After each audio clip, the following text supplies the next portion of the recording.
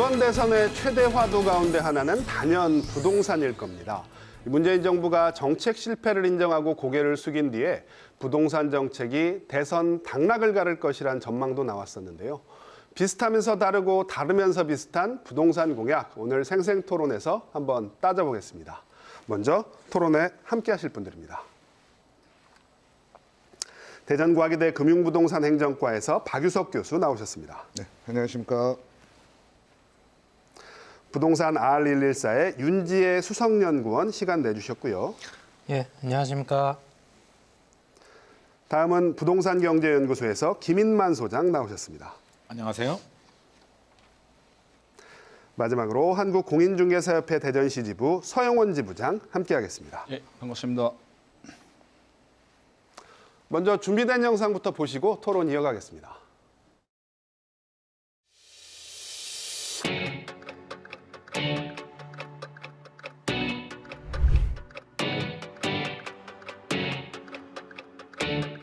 두꺼비가 새 집이 필요하다는데 사람은 오죽하겠어요. 재개발, 재건축 합리적으로 풀어서 행복하게 살게 해주는 게 바로 정치고 정책 아닙니까?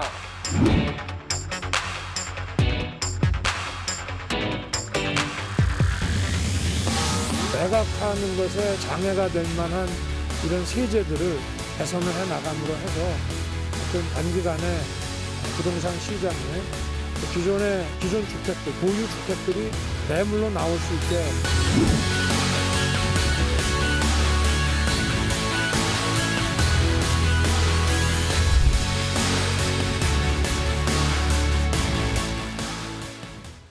네, 영상 먼저 보셨는데요.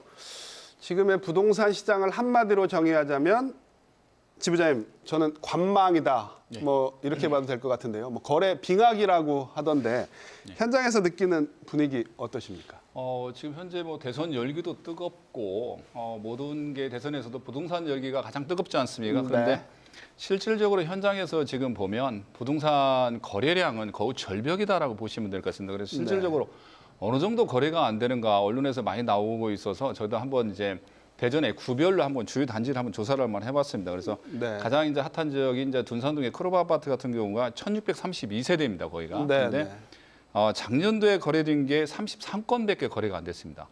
그래서 작년 그러면 한 2% 정도밖에 거래가 안 됐다는 얘기고 2022년도에 1, 2월 달에 지금 2월 달 다 지나가고 있는데 거의 딱 한 건이 거래가 됐습니다. 1, 2월 달에. 아, 올해요? 예, 예. 그 탐방동에 이제 신축 아파트인데 거기가 776세대인데 작년도에 총 10건이 거래됐는데 그 중에서 2건이 계약이 해지가 되고 실제로 8건밖에 거래가 안 됐고 올해는 아예 거래 건수가 없습니다. 뭐 도룡동의 SK뷰 같은 도 매일 일반입니다. 5건, 2건 이 정도밖에 거래가 안 되고 7개 단지를 조사를 해봤는데 그 지역에서 2개 지역만 거래가 지금 올해 좀 거래가 됐고 나머지 5개 단지에서는 전혀 거래가 되고 있지 않다. 그래서 대선 열풍이나 뭐 이런 거에 비해서 거래량이 너무 없기 때문에 점정적으로 아마 우리 공인사들 또 잠정도 휴업 상태에 지금 들어가 있는 거고 거의 절벽이다. 그래서 아마 계속 이렇게 거래 절벽이 된다면 지방의 재정 수입에서도 상당히 좀 타격이 오지 않을까 이런 생각을 좀 해보고 앞으로 가선 이 열파가 어느 정도 갈 건지 그다음에 또 거래가 없다 보니까 부동산 실질적으로 거래 가격도 지금 하락세로 약간 반전이 돼 있고 거래 가능한 금액이 얼마인지를 모르겠습니다. 왜냐하면 뭐 5천, 3천 이 정도 다운을 해놔도 거의 매수세가 없다라고 보시면 될 것 같습니다. 그 정도로 심각하다고 지금 보시면 될 것 같습니다. 야, 뭐 부동산 거래도 문제지만 공인중개사분들 참 힘들 것 같다라는 생각이 드는데 선생님, 뭐 전국적인 분위기가 다 비슷합니다. 일단 사람들이 대선 결과를 좀 일단 예의주시하는 것 같아요. 어떻게 보세요? 일단 뭐 대선 전까지는 이런 분위기가 더 지속이 될 것 같고요. 뭐 서울도 분위기는 마찬가지입니다. 통계를 한 걸 보면 서울에 주택이 한 350만 원 정도 되는데 1월 거래량이 뭐 1,000건 이하다, 700건이다라는 얘기가 나오니까 뭐 거래 절벽 맞고요. 빙하기 지구 온난화 때문에 뭐 빙하는 녹고 있다는데 이제 서울 우리나라는 지금 빙하가 다시 찾아오는 것 같습니다. 그래서 중개사분들 굉장히 어려울 것 같고 이 정도 거래면 올스톱인데 이제 관건은 대선이 지나고 이제 회복을 어느 정도 하느냐가 이제 가장 관건이 될 것 같은데 기술적 반등은 가능하겠지만 제가 걱정되는 건 그동안 너무 과도한 상승에 대한 부담감이 있고요. 또 대출 규제, 뭐 여러 가지 기준금리 인상 이렇게 생각해 보면 좀 걱정이 되는 부분이 있습니다. 과연 이 관망세가 대선이 지나고 완전 정상화로 회복이 될까 하면 네. 8분의 1 토막이 났거든요. 작년 1월하고 비교해 보면 8분의 1 토막이 났는데 어느 정도 끌어올릴 것인가, 이 대선 불확실성이 제거됐을 때 네, 그 네. 부분을 좀 예의주시해야 될 것 같습니다. 불확실성이 제거됐다고 하면 어떤 후보가 당선이 되느냐에 따라서도 이 시장이 어떻게 반응을 많이 할 것 같습니까? 어떻습니까? 이게 소폭 심리적인 영향은 있을 수는 있는데요. 네네. 사실 저는 냉정하게 생각해 보면 우리 네네. 오늘 정책에 대해서 토론을 하겠지만 네. 어느 후보가 되더라도 네네. 실질적인 심리 효과 3개월이 지나고 한 네네. 6개월 정도 지나고 나면 저는 비슷하리라고 봐요. 네, 누가 돼도. 네. 자, 그럼 각자의 후보들 각자의 방식으로 부동산 대전환을 예고를 하고 있는데요. 우리 그럼 후보 공약부터 한번 좀 꼼꼼히 한번 뜯어보겠습니다. 우리 이재명 후보 공약부터 저희가 좀 살펴볼게요. 이 부분은 제가 박 교수님께 사전에 미리 부탁을 드렸는데 이재명 후보 공약 특징 어떤 게 있습니까? 예. 뭐 이재명 후보뿐만 아니라 네네. 이제 두 후보 공이 이제 비슷합니다. 이제 지금까지 문재인 정부에서 펼쳤던 어떤 정책에 대한 네네. 문제점을 해결하기 위한 공약들이 이렇게 쭉 나온 것 같아요. 네네. 근데 특히나 이제 이재명 후보 같은 경우는 어쨌든 공공 부분에 대한 걸 좀 강조했다라고 한마디로 네. 좀 정리를 할 수 있을 것 같은데요. 주택 공급에 대한 부분에서는 이제 전국적으로 311만 호, 그리고 네. 서울에 이제 107만 호, 그리고 공급을 하는 방식도 다양하게 해서 서민들의 주거 안정을 좀 꾀하겠다라고 하고 있습니다. 그래서 임대주택을 늘린다든지 아니면 청년에게 주택을 우선적으로 좀 배당을 네. 한다든지, 그다음에 뭐 후분양제를 시행한다든지 이런 부분이 이제 공급에 대한 얘기가 좀 될 거고요. 세금에 대해서는 기본적으로 지금 공시가격에 대한 얘기가 많이 나오고 있잖아요. 네. 그래서 공시가격 제도를 좀 개선을 하겠다. 그리고 재산세나 종부세 등을 좀 손보고, 그리고 우리가 일반 서민을 위한 건강보험료에 대한 부담을 좀 완화시키겠다라고 네. 하고 있고요. 취득세 부분에서도 생애 최초에 대해서는 이제 금액에 따라서 이제 면제를 하거나 아니면 50% 정도 이제 감면을 해주고, 그다음에 공제율을 좀 상향하겠다 하고요. 네. 그리고 세금에서는 어떻게 보면 가장 이제 좀 뜨거운 게 뭐 기존에는 기본소득 토지세라고 했고 국토보유세라고도 하고 지금 뭐 토지이익 배당제 예, 예. 이렇게 나오고 있는데요. 결국은 뭐 세금이 아니라고 말씀을 하시지만 우리가 일반 국민들이 받아들일 때는 결국 세금으로 다가올 수밖에 없는데 네. 이제 이런 제도도 좀 시행을 하겠다라고 하고 있습니다. 네. 그리고 대출에 대해서는 지금 LTV나 DTI, DSL까지 시행이 되면서 많이 어려운 부분이 있는데 이 부분에 대해서도 청년이나 이제 생애 최초 에 대해서는 네. 뭐 90%까지 뭐 인정을 좀 해주겠다라고 하고요. 또 하나 큰 틀에서는 이제 재건축 재개발이 될 것 같아요. 네, 그래서 네. 신속 협의제를 도입해서 재건축이나 재개발이 좀 빠르게 이루어질 수 있도록 좀 해주고, 그리고 사정 주거 지역이라는 걸 이제 지금까지 3종까지 있는데요. 이게 결국 이제 용적률 완화라고 해서 네. 어떻게 보면 집적도를 높이는 조금 고층으로 질 수 있게 해주겠다. 뭐 이런 네. 것들이 있고, 뭐 기타로는 이제 지역적인 어떤 균형 성장을 위해서 뭐 특별자치도를 만들어서 뭐 특화 발전을 시키겠다, 뭐 혁신도시를 하겠다. 그리고 뭐 우리가 좀 관심 있는 이제 세종시에 이제 행정수도로 완성하겠다. 네, 이런 네. 것들이 부동산 시장에 영향을 줄 수 있는 좀 현재의 이재명 후보의 공약이라고 볼 수 있겠습니다. 네. 지역 공약까지 싹 이렇게 정리를 해주셨는데요.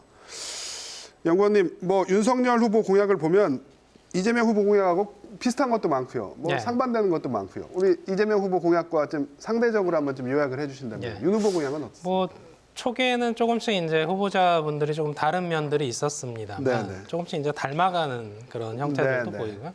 근데 아무래도 이게 문재인 정부에서의 이제 야당 후보다 보니까 네.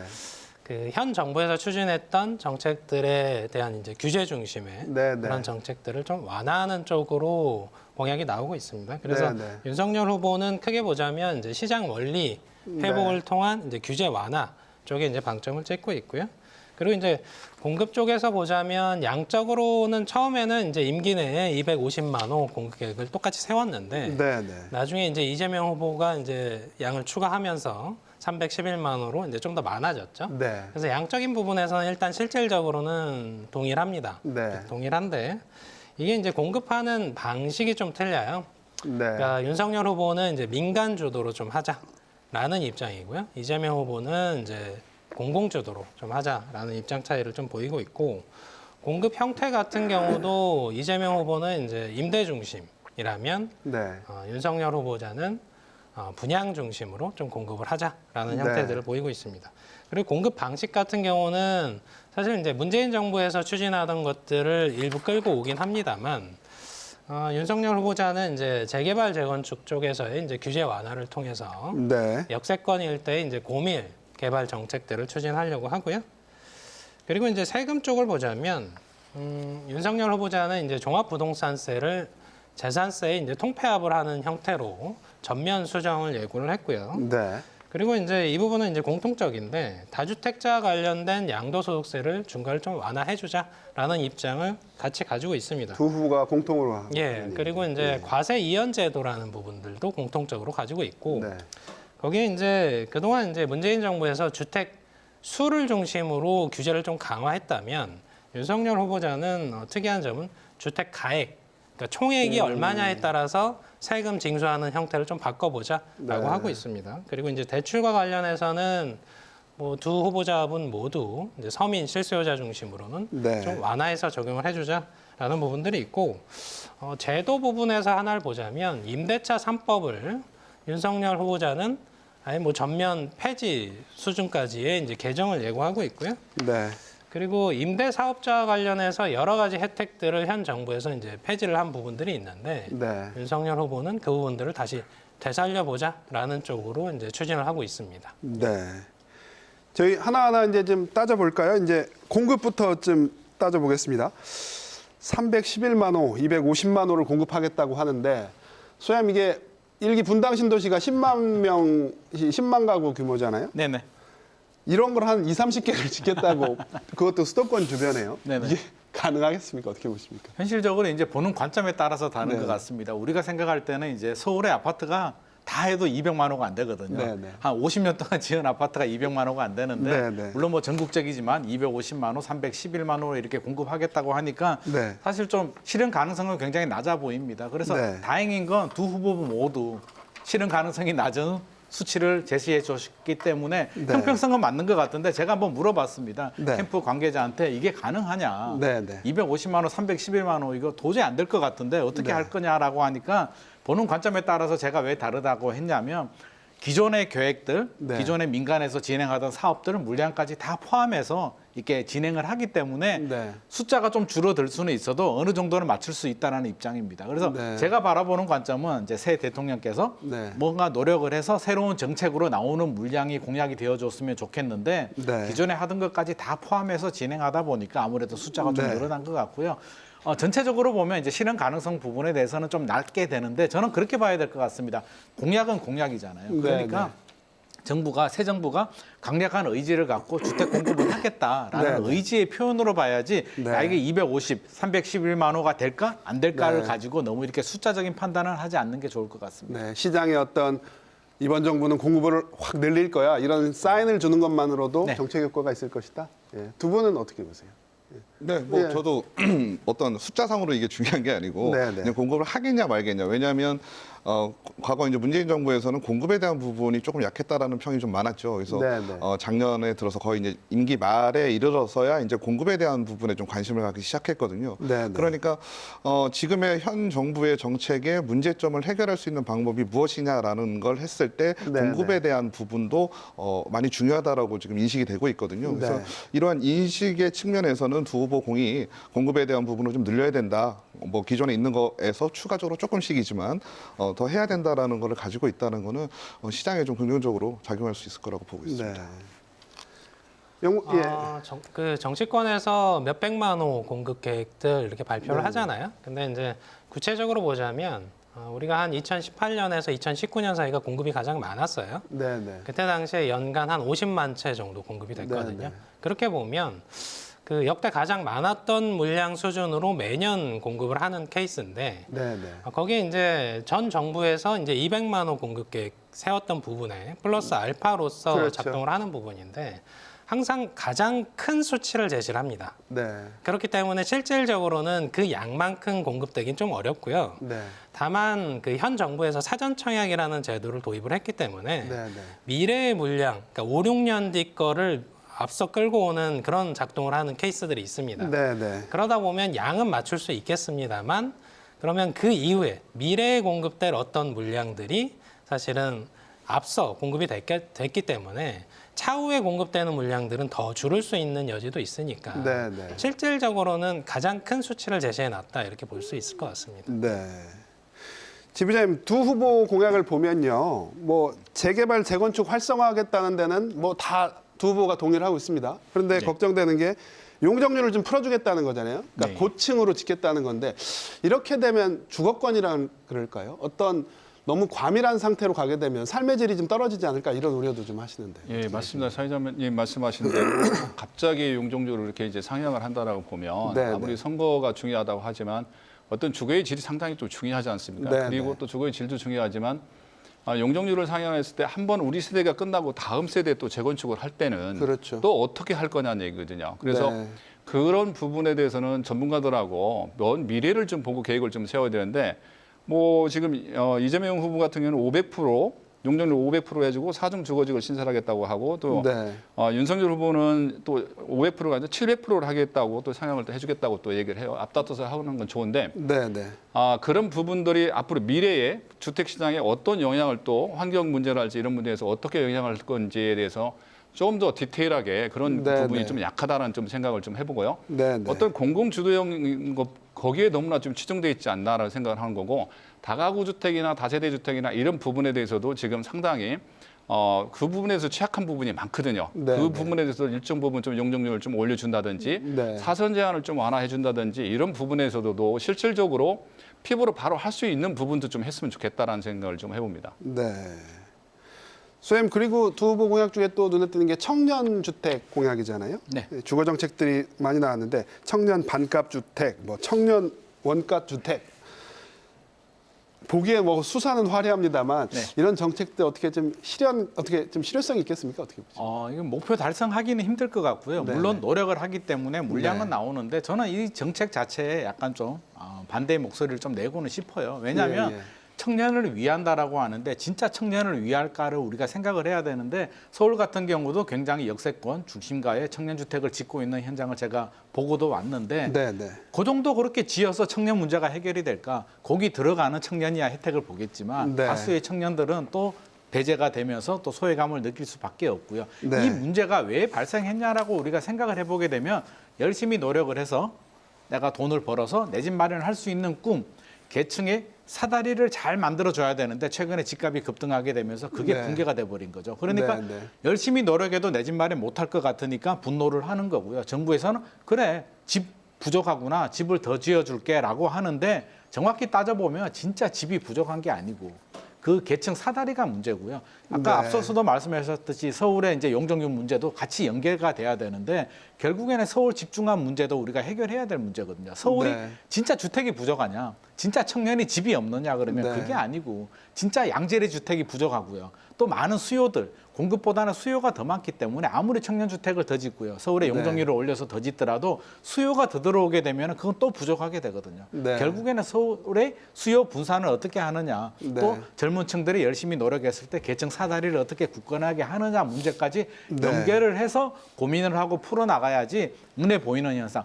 부족하니까 주택을 더 짓겠다. 청년들은요. 주택 숫자도 중요하지만 양질의 주택. 내가 노력해서 양질의 주택을 얻는 게 더 중요하기 때문에 그냥 너무 숫자 목표에만 저는 좀 이렇게 몰입이 되는 부분은 좀 예방을 해야 될 것 같습니다. 네. 이 부분 네. 교수님 어떻게 보십니까? 뭐 이재명 후보 같은 경우는 뭐 청년을 그러니까 반값 주택을 내세우고 있고요. 네네. 반값 주택 중에 이제 청년을 위한 어떤 부분을 좀 할애를 많이 하겠다라는 의미가 될 것 같고요. 네. 윤석열 후보 같은 경우는 이제 원가 주택, 청년 원가 주택이라서 청년 앞에 붙인 겁니다. 조금 차이가 있죠. 네네. 하지만 뭐 윤석열 후보 같은 경우는 나중에 뭐 살다가 매각할 때 정부에게 팔고 뭐 양도구 차익 같은 경우도 이제 환수하고 해서 청년들에게 어쨌든 부동산을 통한 이익보다는 진짜 실거주를 위한 거를 좀 하겠다라고 얘기를 좀 하고 있어요. 근데 우리가 약간 비슷한 사례 로 보면은 이제 서울시에서 네. 이제 역세권 청년주택이라 그래가지고 이제 임대하는 거를 좀 했었거든요. 근데 아까 우리 소장님 말씀하신 것처럼 이제 현실성이라는 부분에 대한 게 좀 문제가 될 거예요. 네네. 역세권 청년주택에서도 어떤 광고 같은 거 보면 어떻게 돼 있냐면 한강 조망권에 뭐 살기 편안한 이런 거였습니다. 그리고 시세는 임대료는 이제 주변 시세의 85% 정도라고 했는데 현실적으로 봤을 때는 4,500만 원에 46만 원을 했다라고 합니다. 구이동에. 근데 이걸 1,000만 원으로 한 사람이 66만 원이 되는 거거든요. 그러다 보면 주변보다 오히려 더 비쌉니다. 네. 그리고 실제로 보였던 한강 조망도 물론 보이긴 하죠. 근데 우리가 생각하는 그런 한강 조망이 아니란 얘기예요. 그러니까 우리가 어떤 반값이라든지 이런 보여지는 거, 표면적으로 나타나는 거에 너무 집착을 하다 보면 반값이 아니어도 됩니다. 실제로 우리가 현실에 맞는 살 수 있는 집을 마련을 해줘야 되는데 네. 이러한 역세권 청년주택도 그래서 공시율이 상당히 높게 나온 걸 볼 수가 있었거든요. 네, 네. 그러니까 이게 우리가 공약을 내세우는 정책을 펼칠 때 네, 진짜 사람들한테 너무 이렇게 임팩트 있는 단어를 너무 사용을 해서 그거를 너무 집착을 하게 되면 네, 오히려 현실성은 떨어질 수밖에 없다라고 생각을 합니다. 오히려 현실성을 떨어질 수밖에 없다. 예. 연구원님도 뭐 비슷한 생각이십니까? 어떠십니까? 일단 그 최근에 그 신혼부부와 관련된 그 신혼희망 타운들이 미달되는 사례들이 네. 나오고 있습니다. 그래서 청년 원가주택도 사실은 이게 굉장히 소규모 형태에서 지금 이 역세권 일대에 짓다 보니까 네. 원가가 굉장히 많이 들어요. 그렇죠. 그럼에도 불구하고 낮은 금액 수준으로 책정을 하다 보니까 네. 뭐 SH공사나 LH공사 쪽에서의 이제 자금 부담이 좀 커지는 부분들이 있고 네, 네. 그래서 이 부분들 청년 원가주택을 통해서 어떤 내 집 마련을 통한 경로들을 해소하는 것들은 아니고 네, 네. 실제 이제 어느 정도 거주하는 형태들이다 보니까 네, 네. 이분들 뭐 들어가시는 분들은 아까 소장님이 말씀하신 것처럼 좋죠. 근데 네, 이게 네. 양적으로 시장에서 지금 수급 문제가 해소돼 있는 게 아니기 때문에 네. 실질적으로 이 양을 청년에게 배정을 하려면 예. 다른 세대 거를 빼와야 한다는 그런 한계점들도 존재합니다. 네. 근데 실질적으로 시장에서 우리가 이제 무주택 가구 구성원이 한 900만 가구 정도가 전국에 존재하는데 네, 네.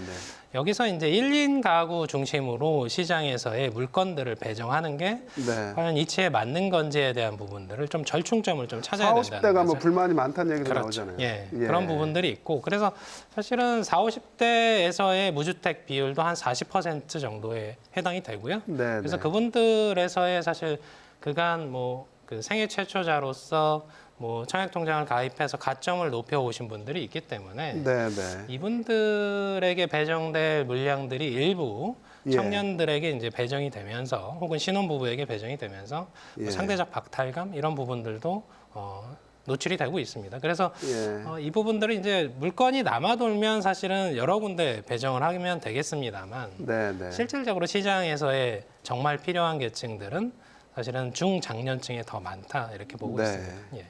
뭐 전문가들 얘기를 종합해 보면 여야 할 것 없이 좀 생색내기에 그칠 가능성이 높다. 뭐 이렇게 좀 정리를 하면 될 것 같은데요. 두 후보가 특히 다른 분야를 그럼 좀 각을 세울 수 있는 분야를 저희가 한번 짚어보겠습니다. 뭐 가장 눈에 띄는 건 세제 분야인 것 같아요. 예, 제일 먼저 얘기해 보죠. 뭐 저희가 뭐 다주택자 양도세, 중과세 이 부분은 뭐 결이 좀 같은 것 같고요. 제일 좀 각을 세울 수 있는 게 여러 가지가 있습니다만 그 중에서도 토지이익 배당금제 그리고 또 하나가 일단 토지이익 배당금제부터 좀 얘기를 해볼까요? 예, 이재명 후보 이 공약 어떻게 보십니까? 이게 결이 좀 달라요. 전체적으로는 진짜 비슷한데 이재명 후보와 윤석열 후보가 결이 다른 게 이제 보유세에서 충돌을 합니다. 네, 그러니까 네. 이재명 후보 같은 경우는 보유세를 결국에는 강화하는 거죠. 이게 네, 네. 보유세를 강화하는 건데 토지이익 배당제가 결국에는 토지를 가진 사람들, 소수의 자산을 가진 사람들한테 세금을 더 받아서 이제 결국에는 더 유용하게 모든 사람들이 골고루 잘 살기 위해서 이렇게 사용하겠다는 입장이고요. 네. 그렇게 된다면 이제 종합부동산세가 있잖아요. 네, 네. 토지하고 이제 주택에 적용되는 종합부동산세하고 부딪히게 되는데 종합부동산세와 이제 토지이익 배당제를 좀 결합을 해서 뭔가 좀 조합을 만들겠다는 입장인데 그게 완화가 아니라 결국에는 증세가 될 수밖에 없는 부분이에요. 그래서 네. 이 부분에 대해서는 좀 결이 달라요. 그래서 물론 이게 시행이 될지 안 될지는 우리가 지켜봐야 됩니다. 네. 지금 종합부동산세만 하더라도 지금 조세장이 굉장히 강하거든요. 조세장이 강한데 물론 없애지는 못하겠지만 야당의 윤석열 후보 같은 경우는 종합부동산세를 아예 재산세하고 합쳐버려서 아예 무력화시켜버리겠다는 공약이 나올 정도로 종합부동산세가 핫 이슈가 되는 상황에서 토지이익 배당제, 이게 부유세, 국토부유세를 도입한다는 것 자체가 굉장히 좀 여론의 눈치도 좀 살펴봐야 되고요. 조세 네네. 저항도 있고 굉장히 갑론을박이 심할 것 같습니다. 그래서 네. 이게 추진이 될지는 모르겠지만 결국에는 토지를 많이 가진 사람들, 소수의 이제 부유층에 대해서 과세 세금이 더 늘어난다는 부분에 대해서는 분명한 일치점이 있기 때문에 네. 보유세가 늘어난다는 것은 분명한 사실인 것 같고요. 네. 윤석열 후보 같은 경우 이제 합친다고 했잖아요. 네, 저는 네. 뭐 아이디어가 좋을지는 모르겠지만 실현 가능성은 굉장히 더 낮다고 봅니다. 국토보유세보다 더 낮다고 더 보는 게 낮다? 예, 예. 실질적으로 종합부동산세는 국세고요. 네, 재산세는 이게 지방세인데 국세와 지방세를 합쳤을 때 그 이해관계를 어떻게 조율할 것이며 네, 네. 지금 국회가 우리 여당이 한 180석 정도 되는데 네. 과연 동의를 얻어서 국회 절차 세법 개정이 과연 가능할까? 네. 국민적인 여론 합의도 쉽지 않을 것 같고요. 굉장히 어려운 난관이 있기 때문에 두 후보가 결은 좀 다릅니다. 윤석열 후보는 좀 완화, 이재명 후보는 강화지만 네, 실제로 네. 두 후보 모두 그 공약 내용을 이행하는 데는 굉장한 어려움이 있을 것 같습니다. 네. 지부장님, 종부세 윤석열 후보의 종부세 완화 전면 재검토. 지금 어떤- 현 정부에서 가장 아킬레스건이 아마 부동산 관련 또 세제 문제가 아니겠습니까? 네, 그렇죠? 네. 이게 문제가 된 게 이제 부동산 가격이 많이 올랐으면 다주택자들이나 이런 분들은 사실 현 정부에 대해서 어떤 칭찬을 좀 해야 되는데 있는 사람들도 현 정부에 대해서 불만을 지금 가지고 있다는 얘기거든요. 없는 네. 사람은 없는 사람들. 왜 그러냐면 모두가 불만이다. 모두의 지금 불만이에요. 있는 사람은 있는 사람대로, 임대인은 임대인대로, 임차인은 임차인대로 지금 불만을 가지고 있는 이유가 아마 소급 적용을 했기 때문에 그런 게 아닌가라 저는 생각을 해요. 네. 그전에 다주택자들이 그전에 처음부터 지금부터 이 시점부터 다주택자가 되면 양도세를 중과하겠다든지 종부세를 부과하겠다든지 이렇게 됐으면 괜찮았을 텐데 그러면 그 제도를 알고 샀기 때문에 거기에 대한 저항이 좀 적었을 겁니다. 그렇지만 그전에 아무런 그런 저항이 없었는데 그런 뭐 중과세가 없다가 갑자기 그 적용을 했다는 얘기예요. 그것도 소급 적용을 했다는 얘기거든요. 거기에 대한 불만이 많다라고 저는 보는 부분인데 양 후보들을 지금 보면 양도세나 취득세나 이런 부분도 어떻게 디테일하게 전체적으로 완화를 하겠다라는 게 아니고 전면 개정을 하겠다는 게 아니고 1년 이후에 2년 유예를 하겠다고 지금 합니다. 지금. 네, 네. 종부세 같은 경우에도 지금 여기서 더 강화하면 어떻게 되겠습니까? 지금. 아마 작년에 지금 뭐 종부세를 부담을 하신 분들 보면 한간에 시장에서 어떤 소리가 있냐면 종부세 내기 위해서 전세를 놔야 된다. 전세 놔서 종부세 내야 되는 거고 정세 가격 올려서 종부세 내야 되고 종부세를 내기 위해서 아르바이트를 해야 된다. 이런 소리까지 현장에 지금 있고 이거에 대한 국민들이나 다주택자나 이런 분들은 상당히 지금 불만이 많은 부분이고요. 네. 그다음에 법인 같은 경우에도 무조건 종부세를 지금 3%, 2주택 이상은 3%, 뭐 3주택 이상은 6%를 부과하고 있는데 신축을 해서 가지고 보유하고 있는 게 돼도 법인이 가지고 있다는 이유 때문에 종부세를 이렇게 부과한다고 봤을 때는 공급을 차단할 수밖에 없는 거고 일부러 지금 현장에서는 어떤 일이 있냐면 법인이 갖고 있는 주택, 단독주택이라든지 빌라랄지 이런 거를 철거를 해버립니다. 왜냐하면 보유 자체가 보유세 때문에 그게 힘들어서 제 주변에도 보면 철거를 해버리는 경우도 제가 몇 군데를 봤는데 아예요. 예. 이렇게 되면 오히려 공급을 또 차단하는 그런 영역이 있기 때문에 여기서 정말 종부세랄지 이런 부분에 대해서는 정말 어떤 그 강화가 아니라 이제는 네. 지금 나타나고 있는 문제점이 무엇인지 다시 한번 재조정을 할 필요가 있다고 저는 생각합니다. 전반적인 재검토가 필요하다. 일시적인 완화가 아니라 전반적인 네. 재검토가 필요하다고 저는 보고 있습니다. 뭐 지금 지부장님께서 얘기를 해주셨는데 종부세에 대해서 종부세 완화에 대해서 반감을 가지신 분들도 사실 꽤 있거든요. 아니 그만큼 가졌으면 내는 게 당연한 거 아니냐. 그래서 글쎄요 뭐 이 정책을 선거공학적으로 어떻게 계산을 했는지 모르겠습니다만 이 부분은 여전히 뭐 뜨거운 것 같아요. 예, 우리 교수님은 이 부분 어떻게 보십니까? 뭐 어찌됐건 종부세를 완화하겠다, 재산세를 통합하겠다라고 하는 거는 이제 서민의 세부담을 완화해 주겠다라는 어떤 방향성을 가지고 낸 공약이라고 보거든요. 근데 저는 개인적으로는 어쨌든 지금 우리나라에서는 자산이라든지 어떤 소득 불평등에 대한 부분은 좀 심각하다라고 다 인식은 하고 계실 것 같아요. 네, 네, 네. 그래서 이런 와중에 어떻게 보면 종부세도 그런 부분들을 조금 해결할 수 있는 방법일 수도 있는데 그렇죠. 그거를 뭐 무분별하게 어떻게 보면 좀 표현이 좀 과하긴 하지만요. 네, 좀 네. 무분별하게 어떤 표심을 얻기 위해서 그냥 없애겠습니다. 세부담 안 해드리겠습니다.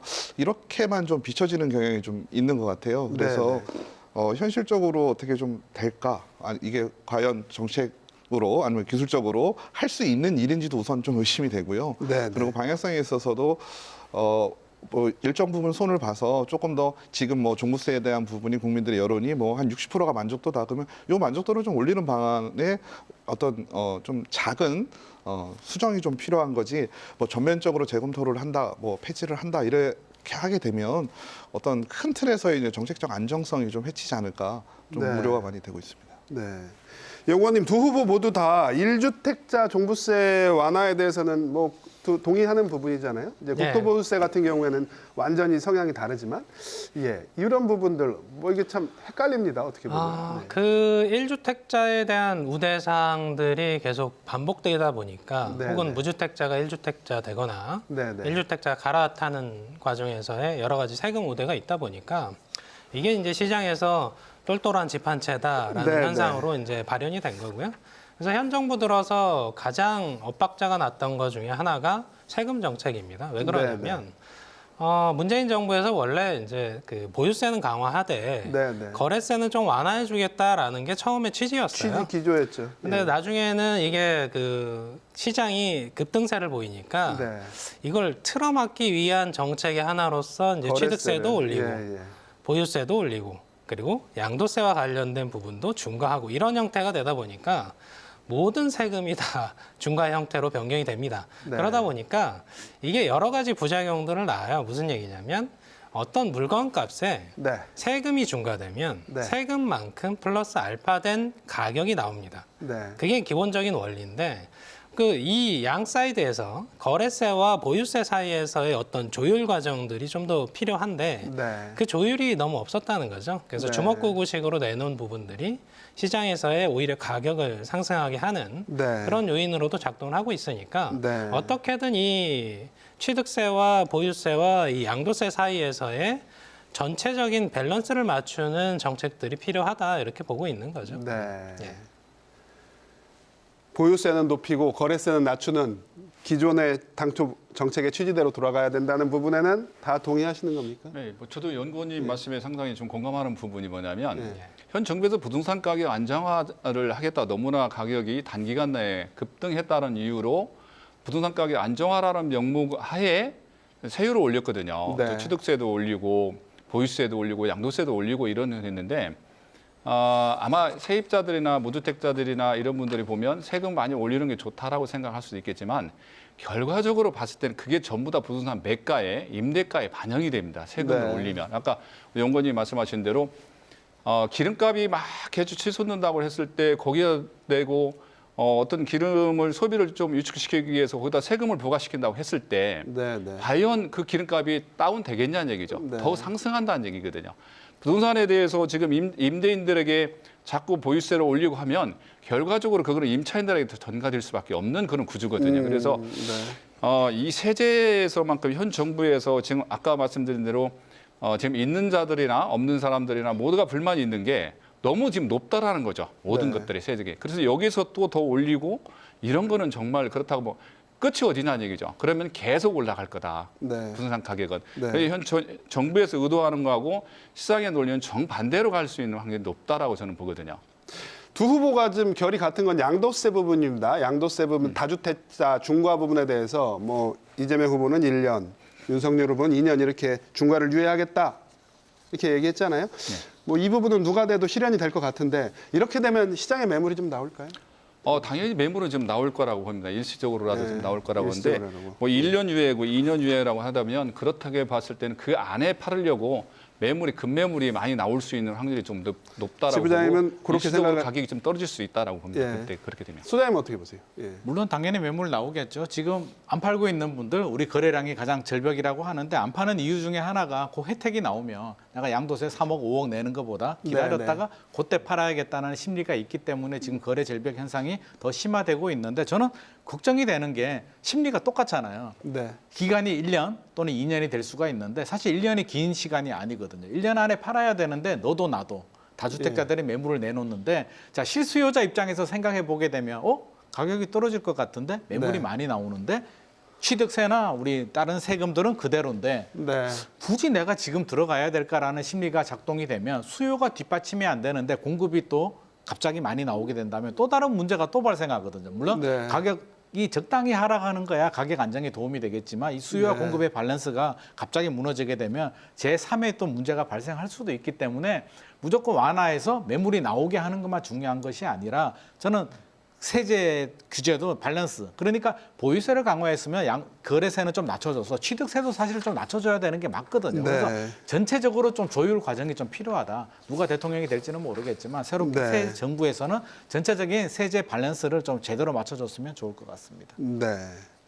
뭐 취득세도 생애 최초 구입 같은 경우에는 뭐 두 후보 공이 뭐 낮춘다고 하는데 저희가 시간이 부족해서 이제 임대차법으로 좀 넘어가 볼게요. 임대차법이 두 후보가 가장 좀 충돌하는 지점이기도 합니다. 이재명 후보는 일단 유지하는 기조고요. 뭐 윤석열 후보는 임대차 3법에 대해서 제일 먼저 손볼법이다 이렇게 얘기를 했는데요. 이 부분은 어떨까요? 이 부분은 우리 연구원님부터 좀 예. 얘기 들어볼까요? 예. 뭐 사실 논란이 많은 법이고요. 네, 이제 네. 제도 시행한 지 2년차가 되면서 사실 올해 8월에 네, 굉장히 많은 부작용들이 나올 겁니다. 네, 지금 뭐 시장에서는 뭐 신규 계약으로 전환이 되니까 물건이 많이 나올 거다 예측은 하십니다만 네, 네, 일단 2년 사이에 그 전월세 가격 상승폭만 30% 가까이 되기 때문에 네, 네. 5% 상한제로 억눌렸던 네. 그 가격은 이제 가격 따라잡기 네. 현상들이 발현이 될 거고요. 다만 그렇다고 이제 물건은 좀 나왔으니까 뭐 30% 오르진 못하겠죠. 다만 한 20%는 오를 확률이 크다는 거죠. 네. 그런 부작용들을 계속 유발을 하는 제도로서 이게 과거에는 입주하면 주변 시세보다 입주장이라 그래서 좀 싸졌습니다. 네. 가격이. 근데 지금은 사실 그게 이제 4년을 임대할지 모르기 때문에 네, 네. 주변 시세 수준에 임대하려는 경향들을 보이거든요. 네. 그래서 이게 지금 양당 후보자분들이 일단 야당 쪽에서는 전면 개정 혹은 이제 철폐를 얘기를 합니다만 여당 쪽에서는 약간 유보적이잖아요. 네. 근데 이게 수정을 안 하겠다라는 의미는 아닙니다. 네. 일단은 지켜보자. 왜냐하면 법이라는 제도 자체가 시행을 하고 막 1년 만에 혹은 2년 만에 막 개정을 많이 하면 부작용들이 또 노출이 됩니다. 네. 그러다 보니까 이게 4년 정도의 텀을 가지고 만든 제도라면 사실 2년은 좀 부족하다는 거죠. 바로 개정하기에는. 네. 그래서 좀 더 지켜보고 이 내용들에 대한 재검토가 필요할 텐데 네. 지금 뭐 이재명 후보자분들도 유보적이라는 표현들로 하는 거죠. 네, 그래서 네. 일단은 제가 볼 때는 두 분 후보자 모두 시차를 두고 좀 개정을 하자 쪽은 우세한 것 같습니다. 그래서 그쪽으로 좀 손을 보는 보고 거다. 예. 그 부작용이 유발되는 법 제도상에서의 문제점들이 있다면 네. 그분들은 일단 제거하고 가는 절차들이 필요하긴 하다 이렇게 평가하고 있습니다. 네. 예. 교수님 동의하십니까? 어떻게 보세요? 네, 그렇습니다. 뭐 임대차 3법이니까 세 가지 법이잖아요. 네, 뭐 네. 다시 한번 짚으면 이제 상한을 두고 그리고 네. 계약을 한 번 더 할 수 있게 해주고 이제 계약에 대해서 신고를 해라. 요 세 가지 법인데요.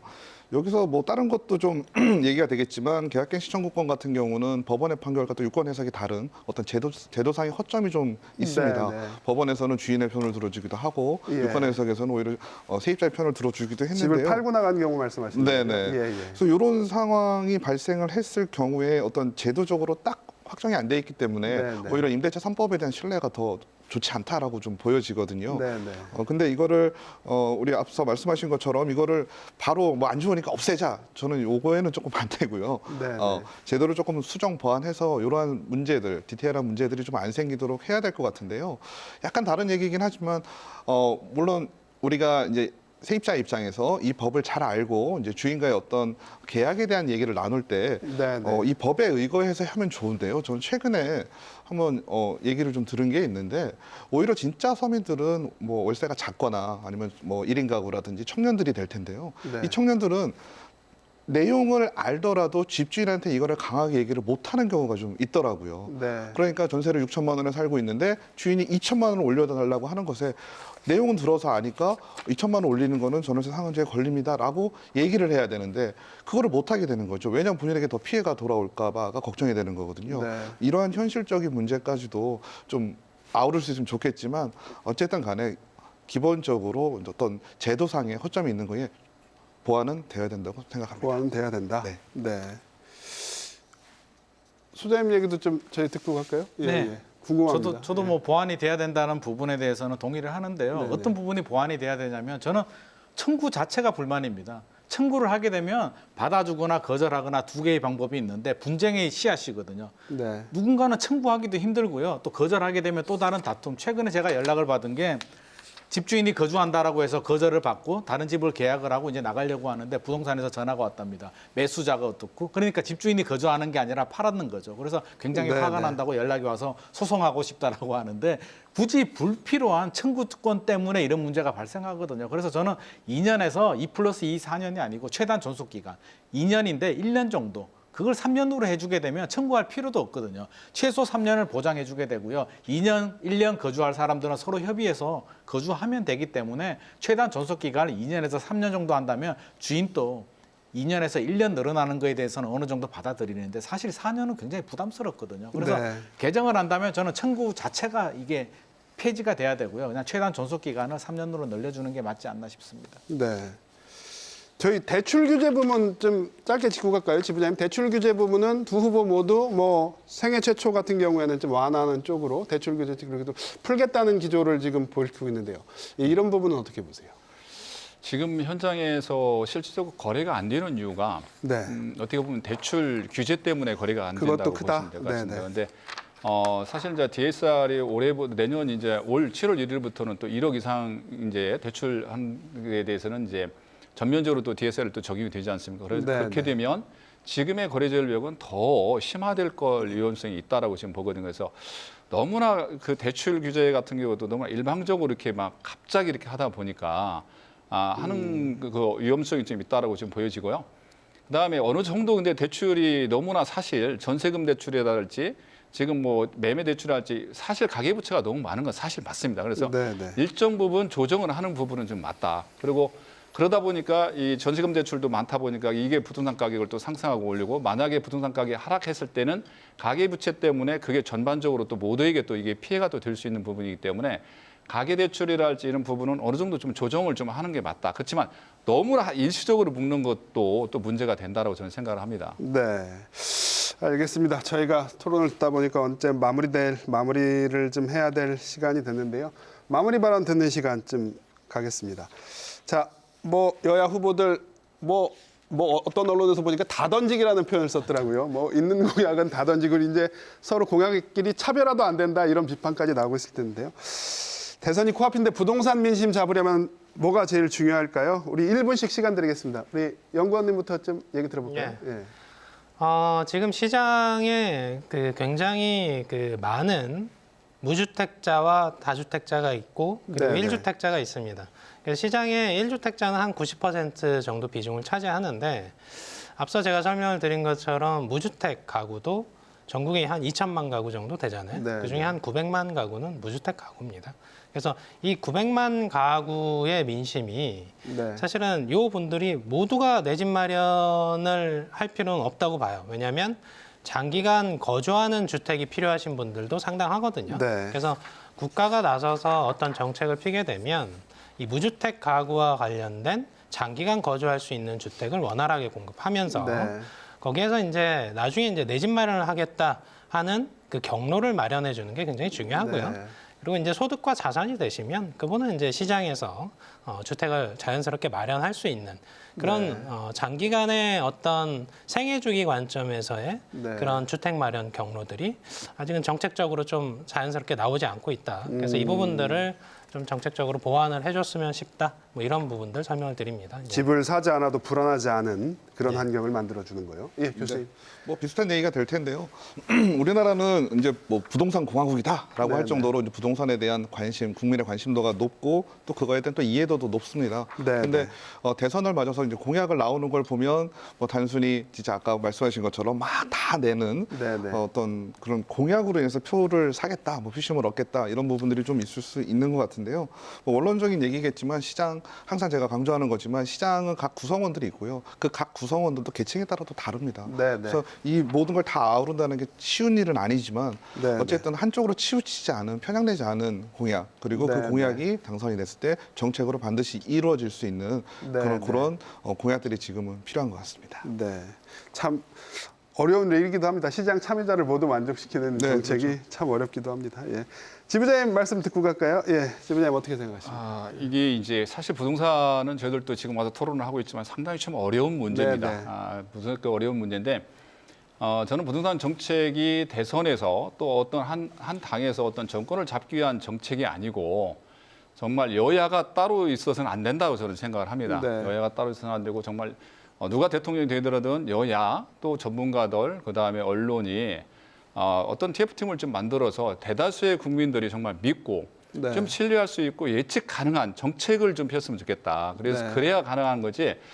어떤 뭐 여당이든 야당이든 자기 정책적인 노선에 맞춰서 부동산 정책을 핀다고 봤을 때는 네. 계속 실수와 또 실패를 반복할 겁니다. 그래서 네. 정말 좀 국민들이 그래도 이 정도 정책이면 대다수의 국민들이 모두를 만족시킬 수는 없습니다. 분명히. 네. 대다수의 국민들이 그래도 믿고 신뢰할 수 있는 그리고 따를 수 있는 그런 정책을 좀 폈으면 좋겠다. 그래서 네. 여야가 따로 있어서는 안 되겠다는 생각을 좀 해봅니다. 네. 시장 불안을 해소할 수 있는. 네. 소장님? 네, 저는 새 정부한테 좀 바라고 싶은 게 있는데요. 자, 부동산 정책, 정부의 부동산 정책은 일관성과 신뢰가 중요합니다. 이게 공약대로 그대로 이행하는 게 그런 의미가 아니고요. 네, 네. 주택 공급과 이제 그 세제 규제를 네, 이렇게 네. 살펴본다면 공급 같은 경우는 숫자 250만 호, 311만 호 숫자 목표 달성보다는 네. 양질의 주택, 우리 서민 실수요자들이 필요한 양질의 주택을 충분히 공급해주는 그런 정책이 필요하고요. 네. 세제 같은 경우도 거래가 절벽이잖아요. 네. 거래가 정상화될 수 있는 그 균형 맞는 정책 보완이 필요하다고 생각합니다. 네.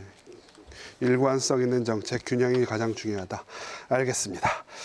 네, 대통령 선거가 이제 12일밖에 남지 않았습니다. 어떤 후보가 당선되더라도 부동산 정책에는 큰 변화가 예상이 되는데요.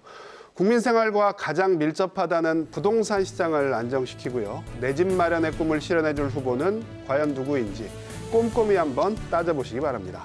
오늘 생생토론은 여기서 마칩니다. 토론 준비해주신 네 분 수고 많으셨습니다. 네, 시청해주신 여러분 고맙습니다.